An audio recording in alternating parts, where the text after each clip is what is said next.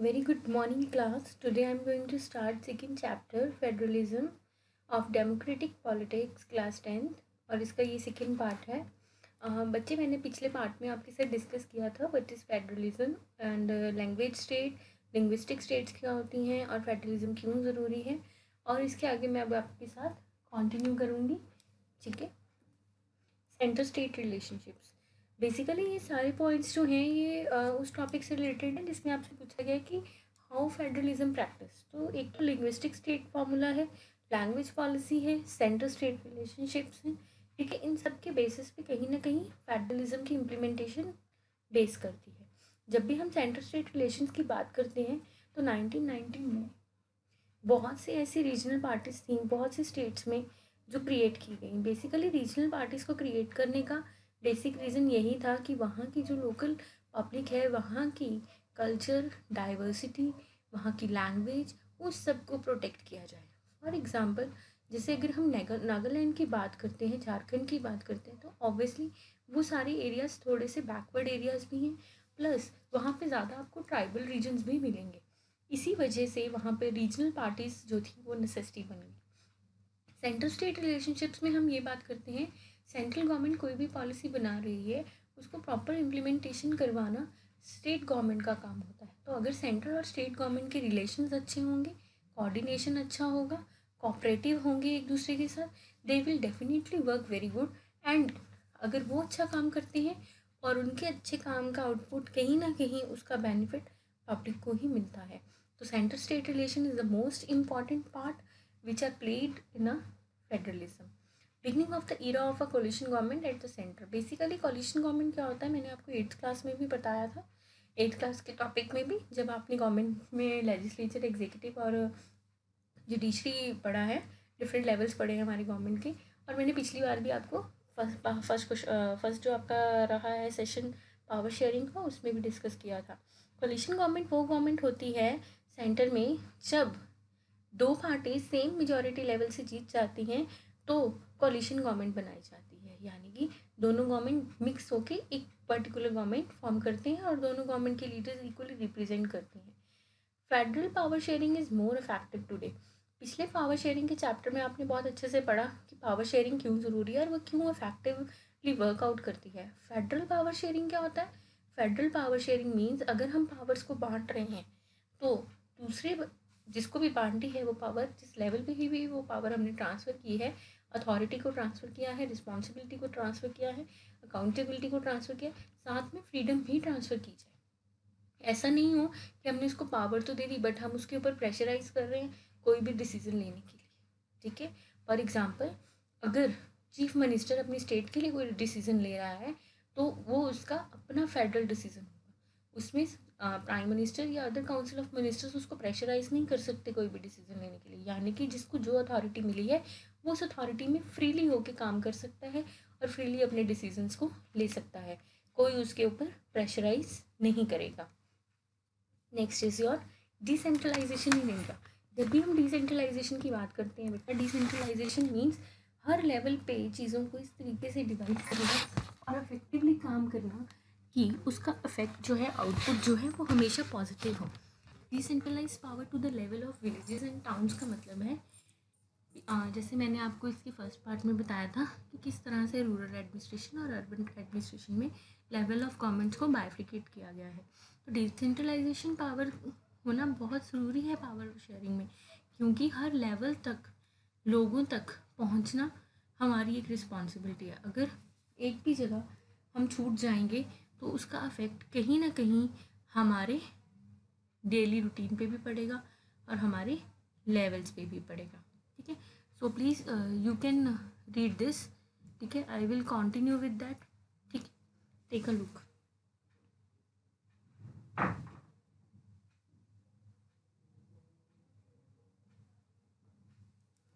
Okay, read it. Constitution amend to make the three tier of democracy more powerful and effective. Constitution के amendment, decentralisation in India क्या है? Constitution को amend करना. मैं आपको इसके लिए एक छोटा सा एग्जांपल देती हूँ. देखो बेटा, राइट टू एजुकेशन का जो एक था, कल्चरल एंड एजुकेशनल राइट, जो हमारे बेसिक फंडामेंटल राइट्स का पार्ट था, हमें उसको अमेंड करना पड़ा. उसको राइट टू एजुकेशन एक्ट 2009 बनाना पड़ा. रीज़न क्या था? उसका रीज़न यही था, बहुत सी जगहें ऐसी थी, बहुत सी स्टेट्स ऐसी थी जहाँ पे प्रॉपर स्कूलिंग फैसिलिटी नहीं थी, या कह लो प्रॉपर एजुकेशन फैसिलिटी नहीं थी। कुछ लोग एजुकेशन से बहुत दूर दूर तक असेस नहीं कर पा रहे थे। रीज़न उसका यही था, इंफ्रास्ट्रक्चर अच्छा नहीं था। कुछ लोग इकोनॉमिकली बैकवर्ड होने की वजह से उसको अफोर्ड नहीं कर पा रहे थे, कुछ सोशली बैकवर्ड होने की वजह से उनको अफोर्ड नहीं कर पा रहे थे। तो क्या हुआ, राइट टू एजुकेशन एक्ट जब बनाया कॉन्स्टिट्यूशन ने, तो उस 2009 एक्ट में कुछ पर्टिकुलर चीज़ों के ऊपर वर्कआउट किया, जैसे कि गवर्नमेंट स्कूल में फ्री ऑफ एजुकेशन दी जाएगी, फ्री बुक्स दी जाएगी, यूनिफॉर्म दी जाएगी, बच्चे से उसके सर्टिफिकेट के लिए कोई भी पूछेगा नहीं, बच्चे को उसकी एज के अकॉर्डिंगली एडमिशन दी जाएगी, किसी भी बच्चे को फेल नहीं किया जाएगा। और उसमें टीचर्स का रेशो डिसाइड किया गया, वर्किंग आवर्स डिसाइड किए गए। ठीक है, तो क्या होता है, जब भी कॉन्स्टिट्यूशन अमेंड किया जाता है, वो कहीं ना कहीं अफेक्टिवली और पावरफुल वर्किंग के लिए ही किया जाता है। वो कहीं ना कहीं डेमोक्रेसी के प्लस पॉइंट के लिए होता है, और वो डेमोक्रेसी को पावरफुल भी बनाता है और इफेक्टिव भी बनाता है। अब राइट टू एजुकेशन एक्ट ने कैसे डेमोक्रेसी को इफेक्टिव और पावरफुल बनाया? Democracy means everyone is equal in the eyes of law. तो क्या हुआ, लो बच्चों की इनरोलमेंट्स भी ज़्यादा हुई स्कूल में। अब हर बच्चा स्कूल में एजुकेशन ले रहा है, इरिस्पेक्टिव ऑफ दिस थिंग कि वो गरीब का है या अमीर का है। नहीं तो चाइल्ड लेबर जैसी प्रॉब्लम को हम सफ़र कर रहे थे इंडिया में। ठीक है, ह्यूमन ट्रैफिकिंग की प्रॉब्लम सफ़र कर रहे थे। तो राइट टू एजुकेशन एक्ट 2009 को इसीलिए अमेंड किया गया क्योंकि उसमें कुछ चीज़ों की बहुत ज़रूरत थी। बच्चों के पेरेंट्स इतने कैपेबल नहीं थे, स्पेशली जो डेली वेजर्स थे, कि वो अपने बच्चे को स्कूल भेजें। उनकी सोच ये थी कि अगर हमारा बच्चा स्कूल जाएगा तो वो खाना कहाँ से खाएगा, क्योंकि वो ये सोचते हैं कि घर के जितने मेंबर हैं उतने लोग काम करेंगे, ठीक है, डेली वेजेस पे, और अपने अपने लिए अपने अपने खाने का इंतज़ाम हर दिन खुद कर लेंगे, उससे जो भी वो पैसा at the end of the day कमाएंगे। इसीलिए स्कूल्स में मिड डे मील्स शुरू किया। तो पेरेंट्स के लिए वो बड़ी पॉजिटिव चीज़ हो गई थी कि मिड डे मील से उनको एक प्लस पॉइंट ये लगा कि अगर हम डिसेंट्रलाइजेशन का कंसेप्ट कॉन्स्टिट्यूशन को अमेंड किया है हमने, तो राइट टू एजुकेशन एक्ट में वो सारा का सारा concept all over the India चला। और मिड डे मील ने कहीं ना कहीं बच्चों की इनरोलमेंट रेशो को भी इंक्रीज़ किया और एजुकेशन को एसेसिबल बनाया उन बैकवर्ड रीजन्स के लिए, उन बैकवर्ड क्लासेस के बच्चों के लिए, उन सोशली डिप्राइव्ड बच्चों के लिए जो एजुकेशन से बहुत दूर थे। Next, reservation for the marginalise group of society. आपको भी पता है हमारे कॉन्स्टिट्यूंट असेंबलीज में SC ST OBC and women के लिए एक स्पेशल प्रोविजंस हैं, और गवर्नमेंट जॉब्स में और हर गवर्नमेंट सेक्टर में उनको एक स्पेशल प्रोविजंस दी जाती हैं, उनकी सीट्स को रिजर्व किया जाता है। Next is your state election commission setup. अब देखो, वोटिंग से रिलेटेड जितनी भी इंफॉर्मेशन है या फिर उसका जो भी प्रोसीजर है, उसकी सारी रिस्पॉन्सिबिलिटी किसके ऊपर है? स्टेट इलेक्शन कमीशन पे। तो डेमोक्रेसी जो है, बेसिकली उसमें क्या है, people are free to elect their own representative. तो वो उसका सबसे बड़ा की पॉइंट है वोटिंग। तो उसको कंडक्ट करने के लिए, उसको स्मूथली चलाने के लिए, उस फंक्शन को परफॉर्म करने के लिए हमने क्या बनाया है अलग से? State election commission.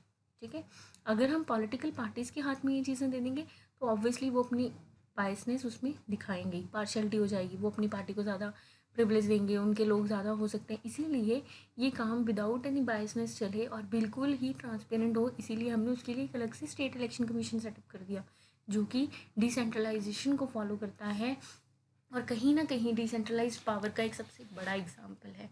डिसेंट्रलाइजेशन करने का एक और भी मोटिव था हमारा इंडिया में।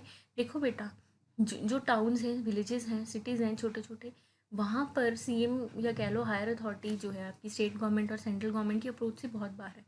दूसरा, स्टेट और सेंट्रल गवर्नमेंट अवेयर नहीं है कि उनकी प्रॉब्लम्स क्या हैं। ठीक है, फॉर एग्जाम्पल, अगर आपके एरिया में जिस आप में रहते हो वहाँ का MC ही ज़्यादा अवेयर होगा कि उस एरिया की प्रॉब्लम्स क्या हैं और उस एरियाज़ में क्या क्या चीज़ों की ज़रूरत है और लोग किस तरह से सफ़र कर रहे हैं, उसका बेसिकली क्या इंफ्रास्ट्रक्चर है। जो बाहर से है लोग, उनको शायद नहीं पता होगा, वहीं के लोगों को वहाँ की प्रॉब्लम पता होगी क्योंकि वो वहाँ रह रहे हैं। इसी तरह गाँव के लोगों को ही गाँव की प्रॉब्लम समझ आ सकती है, गाँव की प्रॉब्लम्स को वो अंडरस्टैंड कर सकते हैं। इसीलिए विलेज लेवल पे हमने ग्राम पंचायत करा, जिसमें सरपंच हैं वो अपने अपने एरियाज़ में, अपने अपने विलेज लेवल पे वो उस प्लान्स को एग्जीक्यूट करते हैं और चीज़ों को पर्टिकुलरली तरीके से चलाते हैं। Next is your sorry sharing powers and revenues with local government bodies. Central government के पास जितनी फंडिंग होती है वो उस फंडिंग को आगे स्टेट गवर्नमेंट को ट्रांसफ़र करती ही है और स्टेट गवर्नमेंट उसको ट्रांसफ़र करेगी लोकल गवर्नमेंट बॉडीज़ को। अब उनके लिए बहुत ज़्यादा ज़रूरी है क्योंकि पावर्स के साथ साथ पैसा भी चाहिए डेवलपमेंटल प्रोजेक्ट्स को कैरी फॉरवर्ड करने के लिए। It's a very short example of sharing of revenues. देखो स्टेट गवर्नमेंट जो भी कमा रही है, अगर वो पैसा वो विलेज लेवल्स या टाउन्स की डेवलपमेंट के लिए नहीं भेजेंगी वहाँ के एमसी और सरपंच को, अल्टीमेटली उसका क्या इफेक्ट होगा?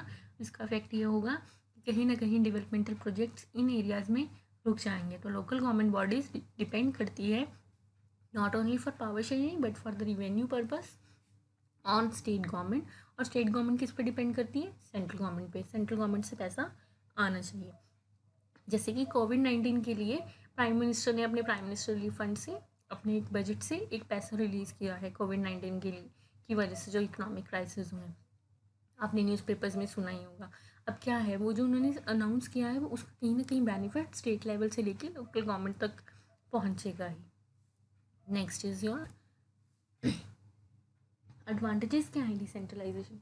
एडवांटेजेस ये हैं डिसेंट्रलाइजेशन के, सेंटर और स्टेट गवर्नमेंट के बीच में अगर कोई प्रॉब्लम्स है उसको रिड्यूस करने की कोशिश करता है। देखो बेटा, एवरीवन इज मतलब equally think like you, it's not possible.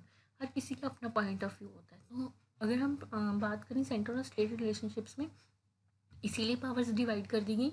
हो सकता है स्टेट लेवल उसका अच्छा सोल्यूशन निकाल सके, सेंटर उतना अच्छा ना निकाल पाए, ठीक है। और हो सकता है अगर सेंटर और स्टेट लेवल इकट्ठे काम करेंगे तो उनकी म्यूचुअल अंडरस्टैंडिंग नहीं होगी, म्यूचुअल कन्फ्लिक्ट्स होने के ज़्यादा चांसेस है क्योंकि व्यू पॉइंट्स नहीं मैच करेंगे ना उनके। उसका एक सबसे बड़ा रीज़न ये भी होता है कि सेंटर में जो गवर्नमेंट है ज़रूरी नहीं है वो ही स्टेट में हो। जैसे हमारे सेंटर में बीजेपी है तो इट्स नॉट कंपल्सरी कि हर स्टेट में बीजेपी के ही चीफ मिनिस्टर्स बने हुए हैं। अब जैसे पंजाब है वहाँ पे कांग्रेस से है चीफ मिनिस्टर। तो कहीं ना कहीं अगर हम डिसेंट्रलाइजेशन कर देते हैं पावर्स का तो ये जो अपोजिशन वाला प्रॉब्लम है ना उसकी वजह से जो कन्फ्लिक्ट्स होते हैं वो रिड्यूस हो जाते हैं। दूसरा, बेटर नॉलेज। वही अपने लोकल एरिया की नॉलेज उसी को होगी जो वहाँ का है। तो इसीलिए भी हम डिसेंट्रलाइज कर रहे हैं पावर्स को, ताकि जो उस एरिया से रिले मतलब वहाँ का हायर अथॉरिटी होगी या कह लो कोई वाइस पर्सनैलिटी होगी, कोई इतना इंटेलिजेंट है, ठीक है, हम उसको ये क्या कर सकें, रिस्पॉन्सिबिलिटी दे सकें उस पर्टिकुलर एरिया को संभालने की। Next is your people directly participate in decision making. इससे क्या होता है, लोग डायरेक्टली पार्टिसिपेट करते हैं डिसीजन मेकिंग में। कैसे? सीएम के इलेक्शंस होंगे तब भी लोग वोटिंग करेंगे, एमसी के इलेक्शंस होंगे तब भी लोग वोटिंग करेंगे, प्लस लोग अपना रिप्रेजेंटेटिव खुद चुन रहे हैं हर एक लेवल पे। प्राइम मिनिस्टर भी वो खुद ही चुन रहे हैं, ठीक है ना, तभी वो डेमोक्रेटिक स्ट्रक्चर कहलाएगा ना। और लोगों को डायरेक्टली डिसीजन मेकिंग में पार्टिसिपेट होने का मौका मिलता है और लोगों की एक एक्टिव पार्टिसिपेशन होती है टुवर्ड्स द पॉलिटिकल स्ट्रक्चर और यू कैन से डेमोक्रेटिक सेटअप। वो लोग जान पाते हैं कि क्या हो रहा है, कैसे हो रहा है, क्यों हो रहा है और उसके लिए क्या क्या चीज़ें ज़रूरी हैं। And it also brings efficiency. देखो जिसको जिस जगह की प्रॉब्लम्स पता होंगी वो उस हिसाब से सॉल्यूशंस भी निकालेगा और उस रिसोर्सेज को भी अरेंज करेगा। तो क्या होगा, काम बहुत अच्छे तरीके से होगा, एफिशिएंटली होगा, प्रॉब्लम्स ज़्यादा नहीं बढ़ेंगी, टाइमली सॉल्व हो जाएगी। Sharing of power between centre and state government. एक इंसान काम नहीं कर सकता क्योंकि एक इंसान सारा काम करेगा तो वो ओवर बर्डन हो जाएगा, राइट। जैसे आप एक दिन में सारे सब्जेक्ट्स तो नहीं पढ़ सकते ना, दैट्स वाई एक ही दिन में सारे सब्जेक्ट्स का पेपर भी नहीं दे सकते, तभी आपकी डेट शीट बनती है। वैसे ही सेंट्रल और स्टेट गवर्नमेंट जो होती है वो अपनी पावर्स को बांटती है जिसकी वजह से उनका बर्डन कम हो जाता है। पावर्स बांटने से क्या होता है, हर कोई अपने लेवल पे अपना बेस्ट एफर्ट करता है और उसको प्रॉपर नॉलेज होती है अपने लोकल एरिया की, तो उसके रिजल्ट्स भी पॉजिटिव आते हैं। और जब हम फ्री माइंड होकर काम करते हैं उसका रिजल्ट भी अच्छा आएगा, प्रोडक्टिव आएगा। अगर हम सेंटर स्टेट के बीच में पावर्स डिवाइड नहीं करेंगे तो सारा का सारा प्रेशर सेंट्रल गवर्नमेंट पे पड़ जाएगा, पूरी कंट्री का। और इतनी बड़ी कंट्री को संभालना it's a very difficult task. Features क्या है फेडरलिज्म के? Government can be more responsible to the citizens. देखो बच्चे, फीचर है फेडरलिज्म की कि गवर्नमेंट बहुत रिस्पॉन्सिबल हो जाती है अपने सिटीजन्स को लेके, क्योंकि देखो अगर कोई अच्छे से काम नहीं करेगा देन डेफिनेटली इसका अफेक्ट वहाँ के लोगों पे पड़ेगा और वहाँ के लोग डेफिनेटली इस चीज़ का मुद्दा उठाएंगे कि क्यों नहीं हो रहा है, ऐसे क्यों नहीं हो रहा है, जो भी उनके प्रॉब्लम्स होंगे, right. So this is the reason कि गवर्नमेंट जो है वो मोर रिस्पॉन्सिबल कहलाती है जब भी हम फेडरलिज्म की बात करते हैं। अगर कोई काम किसी एरिया में नहीं हुआ, किसी स्टेट में नहीं हो रहा है, दूसरी स्टेट में हो रहा है, तो उसके लिए कौन जिम्मेदार है? उसके लिए गवर्नमेंट रिस्पॉन्सिबल है। और प्लस हमने स्टेट गवर्नमेंट पे गवर्नमेंट सेटअप ही इसलिए की है क्योंकि उसको अपने लोकल एरिया के लोगों की ज़्यादा नॉलेज है और उनकी नीड्स का भी ज़्यादा पता है, उनकी रिक्वायरमेंट्स क्या है, नीड्स क्या है। तो अगर वहाँ पे फेडरलिज्म अच्छे से वर्कआउट नहीं हो रहा है या गवर्नमेंट अच्छे से काम नहीं कर रही है, तो ऑब्वियसली वो लोगों की नीड के ऊपर बहुत गलत मतलब आप कह लो नीड को बिल्कुल भी पूरा नहीं कर पाएगी और लोगों के ऊपर एक गलत इंप्रेशन भी हो जाएगा। You can say state are most likely to listen to citizens need and respond to them, and then the national government would be, for example, you can say state government is closer to the citizens of the particular state ना, मतलब जो जिस state का है वो उसी state government से ज़्यादा क्लोज है क्योंकि उस स्टेट के लोगों को पता है वहाँ की स्टेट की क्या प्रॉब्लम्स हैं, राइट। तो कहीं ना कहीं वो मीडिएटर का काम भी कर रहे हैं, कैसे, सेंट्रल गवर्नमेंट तक हमारी बात पहुँचाने के लिए, ठीक है। It also improves the efficiency. Federalism improve efficiency, we may think of hundred of government as inefficient. Okay, governing the entire nation from one central location would be even worse. Okay, uh, you just imagine the bureaucracy, red tape, delays, and confusion. If every government activity in every community in the nation, so it will create problem, right? अगर मैं आपको इसको bilingual language में समझाऊँ या एक layman language में कहूँ इम्प्रूव एफिशिएंसी कैसे, देखो बेटा, हर गवर्नमेंट इनएफिशिएंट नहीं होती और हर गवर्नमेंट एफिशिएंट नहीं होती है, ठीक है ना। हर गवर्नमेंट का काम करने का तरीका अलग है। जब हम फेडरलिज्म की बात करते हैं, पावर्स को डिवाइड करने की बात करते हैं, तो कहीं ना कहीं डिवीजन ऑफ वर्क ना एफिशिएंसी लेकर आता है। और जब कोई फ्रीली काम करेगा बहुत अच्छे से काम करेगा। ओके, फेडरलिज्म में हमने देखो, अब देखो जैसे कोविड-19 में डीसी हैं एरियाज़ की, ठीक है ना। उसके बाद पुलिस है, पुलिस अपना काम कर रही है, डीसी अपना काम कर रहे हैं, चीफ मिनिस्टर्स अपना काम कर रहे हैं, एमएलए अपना काम कर रहे हैं, एमपीज अपना काम कर रहे हैं। तो कहीं ना कहीं एक चेन बना हुआ है ये, और हर कोई एक दूसरे पे डिपेंडेंट है अपने काम को पूरा करने के लिए। चीफ मिनिस्टर्स ने ऑर्डर दे दिए, ठीक है, स्टेट में, उस स्टेट के छोटे छोटे टाउन्स में, सिटीज़ में, और यू कैन से विलेजेस में उसको इम्प्लीमेंट कौन करेगा, यही लोग करेंगे। अगर ये लोग नहीं होंगे तो चीफ मिनिस्टर अकेले क्या कर लेंगे। तो कहीं ना कहीं अगर हमने डिवीज़न किया है, फेडरलिज्म को प्रैक्टिस कर रहे हैं, उससे क्या हुआ है, एफिशिएंसी भी इम्प्रूव हुई है। बेटर अंडरस्टैंडिंग, जब लोग मिलके काम कर रहे हैं तो अंडरस्टैंडिंग अच्छी है, प्लस लोगों की प्रॉब्लम समझ रहे हैं, लोगों से ज़्यादा क्लोज हैं वहाँ के लोकल एरिया के लोग जिनको हमने रिप्रेजेंटेटिव बनाया, तो उनके आपस में बहुत अच्छी अंडरस्टैंडिंग है। उस बेटर अंडरस्टैंडिंग की वजह से क्या है, अगर कोई भी प्रॉब्लम है तो लोग जो हैं वो खुल के उस चीज़ को बोल पाते हैं कि हमें ये प्रॉब्लम है, ठीक है। दूसरा, फेडरलिज्म का एक सबसे बड़ा एडवांटेज ये है कि लोकल गवर्नमेंट की छोटी छोटी ब्रांचेस हैं, ठीक है, and that branches are right in the middle of the local society, and they are better suited to deal with the true things that need to be change. And वही जो मैंने आपको कहा कि वो अच्छे से डील कर सकती हैं उन चीज़ों को जो कि प्रॉब्लमेटिक है या फिर जिनको चेंज करने की ज़रूरत है। Okay, helps in managing conflicts, permitting state and communities to pursue their own policies to reduce the pressure that would build at the national level. If the national government had to decide everything, so federalism permits citizens to decide many things, okay, at the state and the local level of government. So to avoid this battling or to avoid this confusion, that's why we need federalism. चलो, इसको मैं आपको एक layman language में समझा देती हूँ, may be you can understand easily. देखो, स्टेट्स और कम्युनिटीज़ को हमने अपनी अपनी पॉलिसीज़ प्रैक्टिस करने की परमिशन दी है। वो इसलिए दी है ताकि नेशनल लेवल पे या नेशनल गवर्नमेंट पे हर काम को करने का प्रेशर ना हो। देखो, चीफ मिनिस्टर्स बनाने का रीज़न ही यही है कि चीफ मिनिस्टर्स अपनी अपनी स्टेट पे इजीली काम कर सकें और वहाँ की जिम्मेदारी वो संभालें, ठीक है ना, और सेंट्रल गवर्नमेंट अदर इश्यूज़ के ऊपर फोकस कर सके। अगर फेडरलिज्म नहीं होगा, पावर शेयरिंग नहीं होगी, तो ऑब्वियसली सारा का सारा बर्डन किसके ऊपर है, सेंट्रल गवर्नमेंट पे। सेंट्रल गवर्नमेंट कितने लोगों की प्रॉब्लम सॉल्व करता रहेगा। मान लो कोई नेशनल पॉलिसीज़ बना दी, कुछ अमेंडमेंट कर दी, new rules and regulation start हो गए, सेंटर ने तो रूल निकाल दिया, उसको इम्प्लीमेंट करना किसके हाथ में है, स्टेट गवर्नमेंट के लिए। तो अगर फेडरलिज्म जैसे को हम प्रैक्टिस नहीं करेंगे तो कहीं ना कहीं नेशनल पॉलिसीज़ को लेके, उसकी इम्प्लीमेंटेशंस को लेके we face so many problems. Okay, embrace diversity. जो हमारा फेडरलिज्म है वो डाइवर्सिटी को एम्ब्रेस भी करता है। अब आप बोलोगे वो कैसे? It is a system of government in which you can say states or provinces share power with the national government and it helps to accommodate the difference between the people। ठीक है, accommodation and assimilation आपने word सुना ही होगा।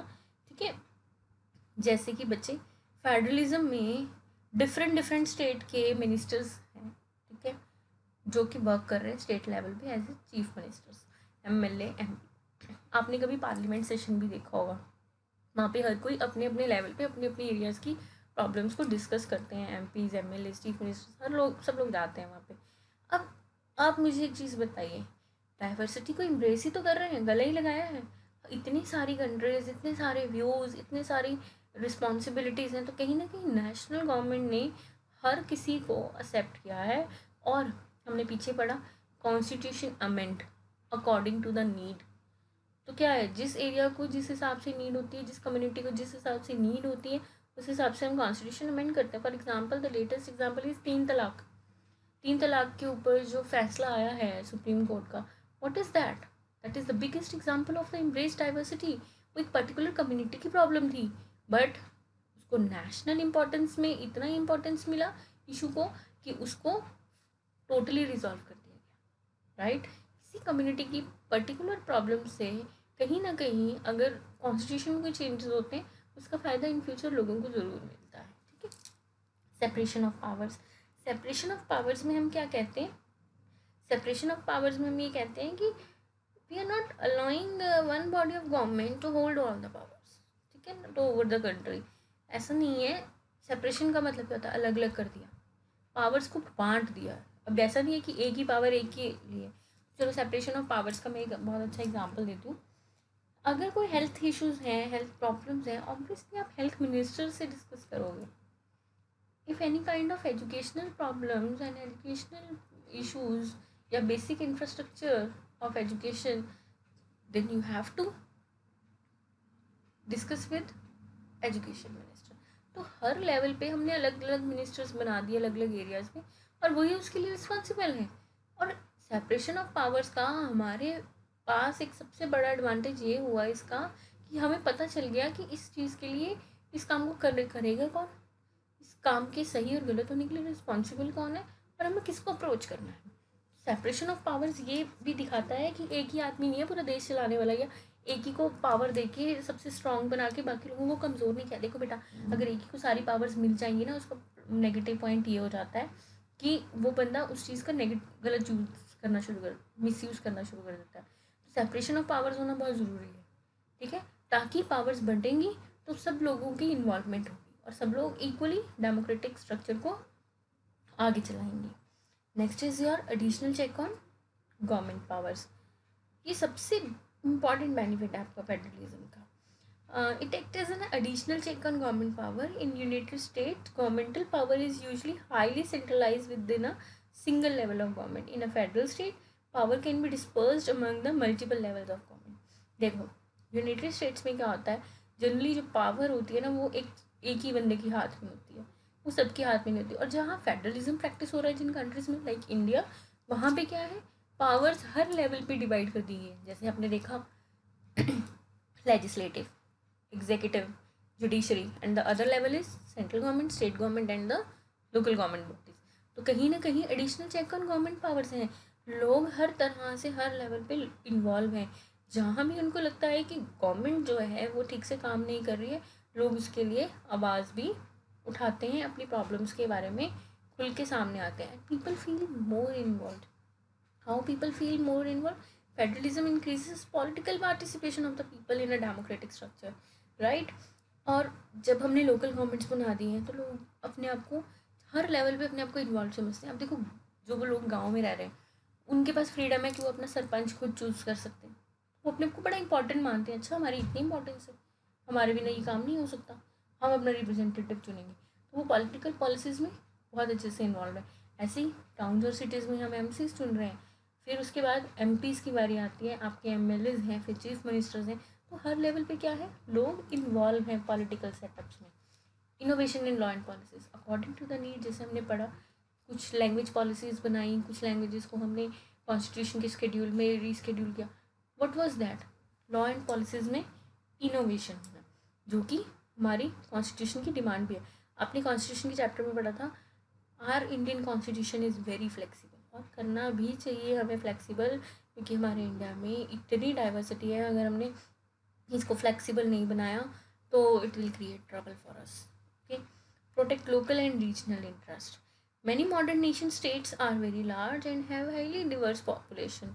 Basically बच्चे देखो, diversity हर जगह मिलेगी आपको, रीजन के नाम पे, एथनिक कंपोजिशन के नाम पे, कल्चर लैंग्वेज के नाम पे, हर जगह होगा. तो कहीं ना कहीं federalism local and regional interest को प्रोटेक्ट करता है. क्यों? क्योंकि हमने हर लेवल पे, लोकल लेवल्स पे भी क्या किया है, गवर्नमेंट इस तरीके से बनाई है कि वो उनकी प्रॉब्लम्स को सुने, और वहाँ के ही लोग हैं, ताकि उनमें लोगों को अप्रोच करने के लिए इजी हो जाए, और वहाँ के लोकल लोगों को ही वहाँ की लोकल प्रॉब्लम्स के बारे में ज़्यादा अच्छी अंडरस्टैंडिंग होगी. So I hope you understand the protect local and regional interests. If you have any kind of query, you can comment on the section box and ask me the questions. And I hope you enjoyed the session and you get all the things. If you have any kind of trouble बच्चे, please comment on the comment section box. और मेरे बाकी videos के links मैंने इसमें दे दिए. Kindly subscribe, share and press the bell icon of my channel, so you can easily get the next notification of the videos. And thank you so much for your cooperation, and subscribe my channel Simplified Social Sciences by Sakshi Sharma. Thank you and